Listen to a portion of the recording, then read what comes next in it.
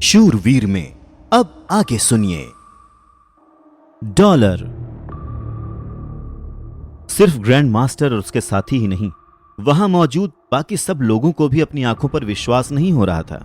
उन्हें ऐसा लग रहा था जैसे उनकी आंखों के सामने कोई फिल्म चल रही हो जहां विलेन की नाक के नीचे से कोई हीरो हीरोइन को ले जाता है। उनमें से कई लोग तो ग्रैंड मास्टर और उसके साथियों को वीर के पीछे भागता हुआ देखकर मन ही मन मुस्कुरा भी रहे थे।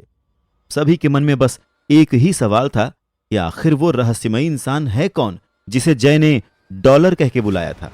जहां एक तरफ ग्रैंड मास्टर और उसके साथियों पर सब हंस रहे थे, वहीं दूसरी तरफ डॉलर उर्फ वीर की इमेज सबकी नजरों में किसी हीरो से कम की नहीं रह गई थी। जिस तरह से वीर ने न सिर्फ सेक्रेड ब्लड एलियन का हथियार बल्कि उसकी डेविल सोल भी चुराई थी, उस हिसाब से वीर का किसी वायरल सेलिब्रिटी की तरह चर्चा का विषय बनना तो लाजमी था। और रही बात ग्रैंड मास्टर की, तो जो लोग कुछ देर पहले तक उससे इंप्रेस थे, वही लोग अब उसका मजाक उड़ा रहे थे। आखिर ग्रैंड मास्टर ने सिर्फ उस सेक्रेड ब्लड एलियन के हथियार और डेविल सोल को ही नहीं, बल्कि अपने पास मौजूद 6 पंखों वाली बर्रिया से बने डेविल सोल से बने हथियार को भी तो खो दिया था ना। तो ऐसे में तो उसे सबके मजाक का विषय बनना ही था।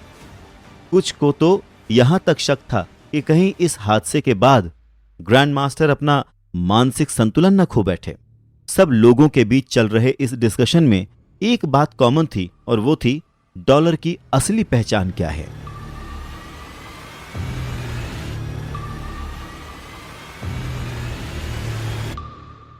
जब जय ने डॉलर का नाम लिया था, तब वहां मौजूद कई लोग ठीक से उसे सुन नहीं पाए थे, इसलिए उन लोगों को बस डॉल नाम ही सुनाई दिया।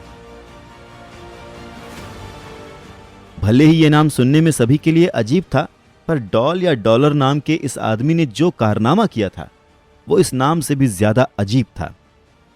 सब लोग आपस में वीर, ग्रैंड मास्टर और उस सेक्रेड ब्लड एलियन की चर्चा कर ही रहे थे कि तभी उनकी नजर ग्रैंड मास्टर और उसके साथियों पर पड़ी। इतनी बड़ी हार की वजह से उन सभी के चेहरों पर 12 बजे हुए थे। उन सब की ऐसी हालत देखकर कुछ लोगों को तो अंदर से बहुत खुशी हुई, क्योंकि कहीं ना कहीं वो सब भी ग्रैंड मास्टर और उसके साथियों की नाइंसाफी का शिकार बने थे। शायद इसी को कर्मा कहते हैं। सबको तंग करने वाला आदमी आज एक अनजान आदमी से हार गया था। वो अनजान आदमी उसे धूल चटा गया था। वापस आते ही ग्रैंड मास्टर सीधा जय के पास गया और उसे धमकाते हुए डॉलर के बारे में सभी जानकारी लेने की कोशिश करने लगा। उसने कहा, तुम जानते हो ना उस डॉल या डॉलर जो भी है उसका नाम, बताओ कहां रहता है वो? नहीं तो तुम जानते हो कि अंजाम अच्छा नहीं होगा। ग्रैंड मास्टर को यकीन था कि अगर जय ने उस अनजान आदमी को डॉलर कहकर बुलाया है, तो ऐसा तो हो ही नहीं सकता कि जय उस आदमी के बारे में कुछ भी ना जानता हो। ग्रैंड मास्टर का गुस्से से लाल चेहरा देखकर जय के पास ग्रैंड मास्टर को डॉलर से अपनी पहली मुलाकात के बारे में सब कुछ बताने के अलावा और कोई चारा नहीं बचा था। वैसे भी जय के पास इसके अलावा बताने को और था भी क्या? सिवाय डॉलर नाम के वो और कुछ जानता भी तो नहीं था। वो तो ये तक नहीं जानता था कि डॉलर नाम का यह आदमी दिखता कैसा है, फिर वो कहां रहता है, क्या करता है, उसकी तो बात ही छोड़ दो।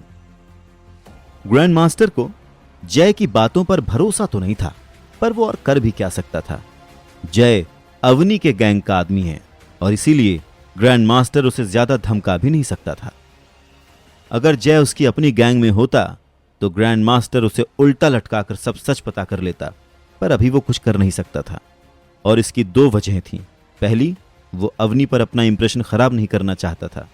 पहले उस डॉलर की वजह से अवनी की नजरों में ग्रैंड मास्टर की इज्जत की ऐसी की तैसी हो गई थी। अब अगर वो अवनी के गैंग के किसी आदमी के साथ बदतमीजी करता है, तो अवनी उससे इंप्रेस होना तो दूर, शायद कभी उससे अपने आसपास भी फटकने नहीं देगी। दूसरी वजह यह थी कि ग्रैंड मास्टर के पास ऐसा कोई प्रूफ नहीं था जिससे कि वो जय की बातों को गलत ठहरा सके। ऐसे में उसके पास निराश होकर अपनी गैंग के साथ देवाश्रम वापस जाने के अलावा और कोई रास्ता बचा भी नहीं था। इस डॉलर ने 1 सेकंड में सबकी नजरों में उसे बाहुबली से जॉनी लीवर बना दिया था। जिसे देखो वही उसे देखकर हंस रहा था।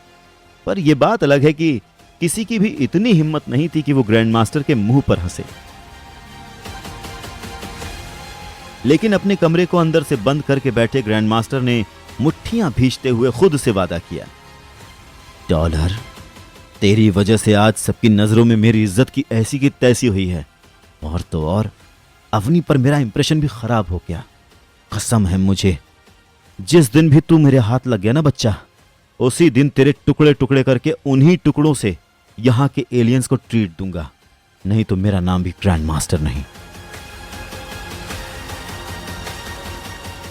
अब वो अपने इस वादे को पूरा कर पाएगा या नहीं ये तो नहीं पता, पर हां, फिलहाल अभी कुछ समय के लिए डॉलर या डॉल, ग्रैंड मास्टर, वो सेक्रेड ब्लड एलियन और सेक्रेड ब्लड एलियन की डेविल सोल पूरे देवाश्रम में सबसे पॉपुलर टॉपिक्स थे। इस तरफ ग्रैंड मास्टर की कसम से अनजान वीर पहाड़ के पास एक गड्ढा खोदने में बिजी था। वो जानता था कि ग्रैंड मास्टर और उसके साथी इतनी आसानी से तो हार नहीं मानेंगे, इसलिए उसने अपनी सुनहरी कुल्हाड़ी को इस गड्ढे में छुपाने का डिसीजन लिया।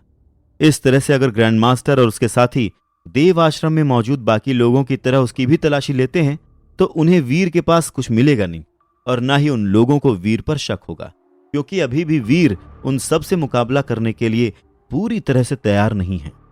भले इस समय वीर अपना रूप बदलकर उन लोगों से बचकर निकल गया हो, लेकिन रूप बदलने का भी एक टाइम पीरियड होता है। वो कुछ ही समय के लिए अपने बदले हुए रूप में रह सकता है। अभी उसके जीन्स इतने स्ट्रांग नहीं हैं कि वो इतने ताकतवर एलियन की डेविल सोल से ज्यादा देर तक अपने बदले हुए रूप में रह सके।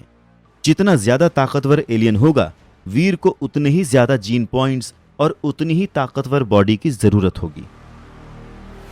इस समय वीर के पास 8 सीक्रेट जीन पॉइंट्स हैं, और इतने पॉइंट्स के साथ वीर सिर्फ 8 मिनट तक ही अपने बदले हुए रूप में रह सकता है।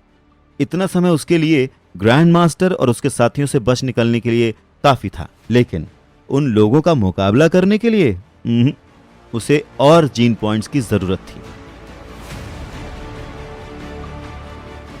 इतने कम समय में तो वो सिर्फ 1 या 2 को ही मार पाएगा।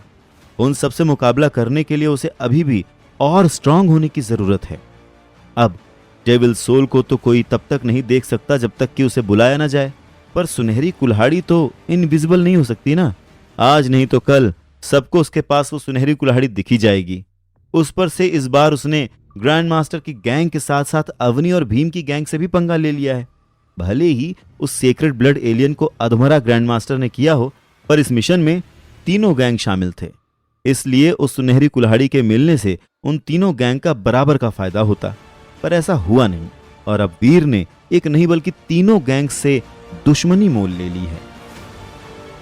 तो अब ऐसे में समझदारी इसी में है कि वीर इस सुनहरी कुल्हाड़ी को कुछ समय के लिए इसी सुरक्षित जगह पर छुपा दे, जब तक कि उसे इस सुनहरी कुल्हाड़ी का कोई अच्छा खरीदार नहीं मिलता, तब तक ये यहां सबकी नजरों से सेफ रहेगी।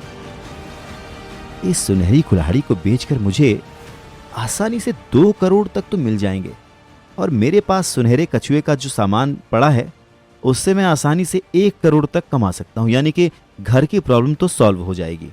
पर अभी के लिए मुझे इस कुल्हाड़ी को यहीं छुपाना होगा। एक बार जब यह सिचुएशन कंट्रोल में आ जाएगी, तब मैं जानता हूं कि ये सारी चीजें कहां बेचनी हैं। उस सुनहरी कुल्हाड़ी को जमीन में गाड़ते समय वीर बहुत ही ज्यादा एक्साइटेड था, और उसकी यही एक्साइटमेंट उसके चेहरे पर नजर आ रही थी। आखिर वो जिस मकसद के लिए यहां टाइटन ग्रह आया था वो पूरा जो होने वाला था। भले ही सेक्रेड ब्लड डेविल सोल के मुकाबले सेक्रेड ब्लड गियर उतना कीमती नहीं था, पर फिर भी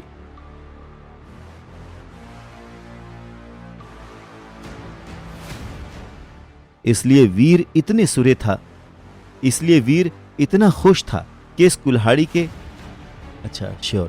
इसीलिए वीर इतना श्योर था कि इस कुल्हाड़ी के उसे आराम से 2-2.5 करोड़ तो मिल जाएंगे। रही बात सेक्रेड ब्लड एलियन की डेविल सोल की, तो उसे बेचने के बारे में तो वीर सोच भी नहीं सकता। यही तो वो एक चीज है जो देव आश्रम में बने रहने और सक्सेस हासिल करने में उसकी मदद करेगी। इसे बेचना मतलब सोने का अंडा देने वाली मुर्गी को मारने जैसा होगा, और वीर ऐसा बिल्कुल भी नहीं चाहता था। उसके लिए देवाश्रम में अपना एक स्टेटस हासिल करना उतना ही जरूरी हो गया था जितना यहां आने से पहले 3 करोड़ रुपए कमाना था।